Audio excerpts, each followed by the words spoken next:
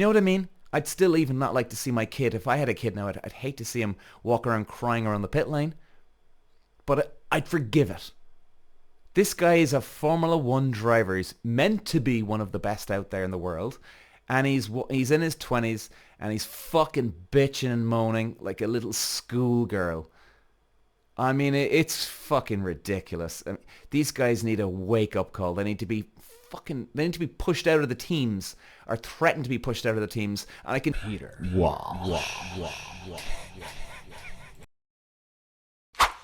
Hey everybody, this is going to be a short one today. Guys, I'm quite disappointed with George Russell from Formula One. In fact, I'm quite disappointed with a lot of these guys in Formula One these days. Here's the problem in the whole world right now. And my message today is this. If we start moaning and complaining and crying about things around the place, do we really get respect from anyone out there? No, we don't. You tell me one person out there that bitches and moans, complains, right? Throws their toys out of the cot, and tell me one person in the world, whether it's Formula One or if you're in a job and you complain all the time, or if somebody complains this and that, right? Do you really think they have respect for you? Do you really think they admire you? I mean, we really got to review things here, guys, because, I mean, I was a race driver for 13 years. And the way I see George Russell bitching, moaning, sulking, walking around the paddock after Singapore Grand Prix. Now, yes, he was in third position, right? He was looking good. Last lap, he made a slight mistake, hit the tyre wall on the right-hand side, and into the other tyre wall he went. He just made a mistake. I'm even defending him here in this one. Like, you know, it's not the end of the world what he did. Drivers make mistakes. We all make mistakes in the world. But the way he was going on, walking around the paddock, look at me, poor me, poor me. And guys, if you listen to my episode yesterday on the Singapore Grand Prix reaction, I mean, he was up to the camera one stage and he went, and he starts bitching and moaning. Yeah, I get it. You're upset. Of course you would be. I'd be upset if I made a mistake like that. In fact, you know, I've made mistakes in the past when I used to race. But I certainly didn't go around slouching around the place like a poor little victim or he needs a hug.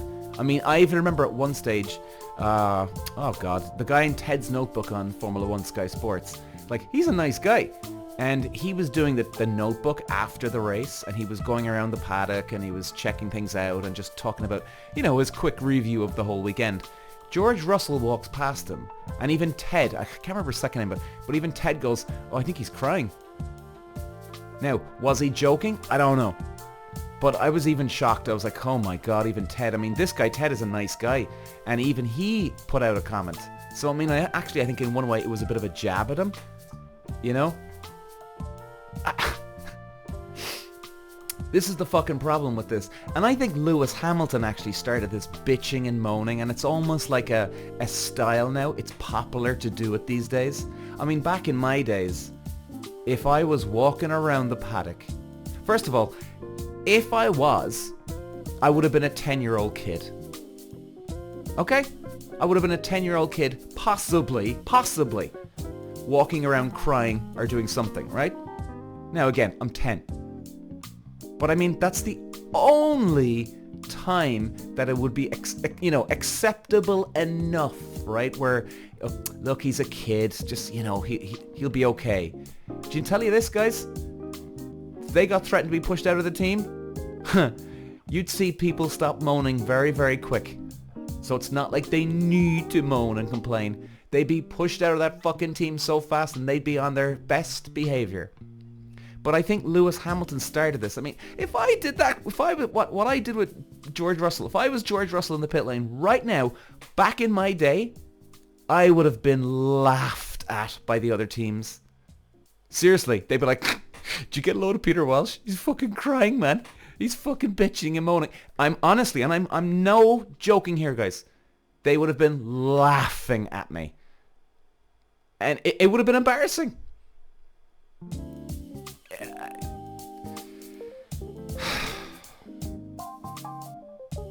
It's embarrassing these days when you see drivers like this.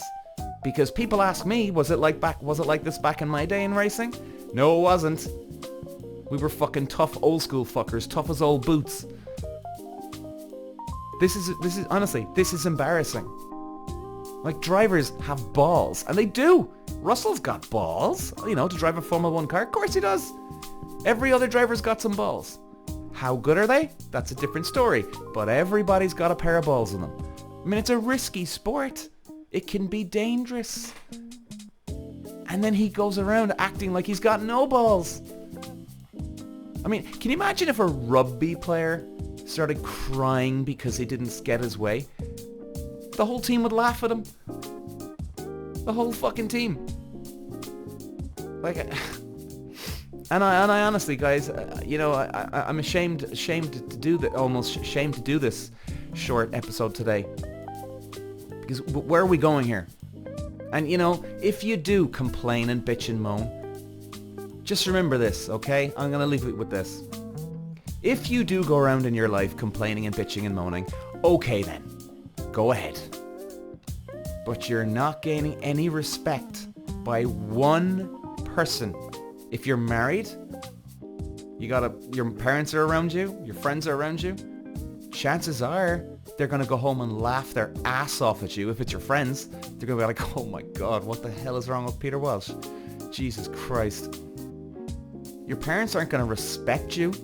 They might give you a hug and a kiss and all that, right? But they're not going to respect you, you know? If anything, they're going to be, oh, Jesus, you know? And it's hard for other people around you too, because they don't know what to do. In fact, some of them might even feel guilty, and then they actually might be even resenting you. Because like, oh, grow a pair, would you? This is the problem in today's society. People aren't weak. People are acting weak to get their fucking way. But you know what? Anybody out there that gets your way, fair enough, get your way. You might get that extra whatever, right? Because you've made somebody feel guilty or you've made them feel sorry for you. But you know what? You ain't winning in the long run here. You ain't winning in the long run. No one's respecting you. In fact, if anything, they're going to bitch and moan about you behind your back. Like, oh, here comes Peter now. I can't handle his bullshit today. You know? And I get it, guys. You know, we can be upset about things. Of course we can be upset. And of course we should be upset if something bothers us. Of course. I'm not denying that at all. But don't show other people. Don't let people see you bleed, as they say. You know? Be upset, yeah. But to go this crying business? Like, I know I just said I'd leave this. I'll say one last thing. I can tell you this for a fucking fact. Toto Wolff, Mercedes' boss, who's George Russell's boss, I guarantee you this anyway. He certainly has not gained any respect for George Russell for his carry-on yesterday. Not one bit. Like, if Russell came in off the track and, you know, kept his head held high, went into the team and went around and shook everyone's hand and looked them in the eyes and said, gentlemen, I'm very sorry about that. My own mistake, my own fuck up. That'll never happen again. You deserve better. I can tell you this. They'd all have gone to bed last night going, fuck me, I like Russell's honesty. He's straight up with it, looks us in the eye. They'd have respect for him. Anyway.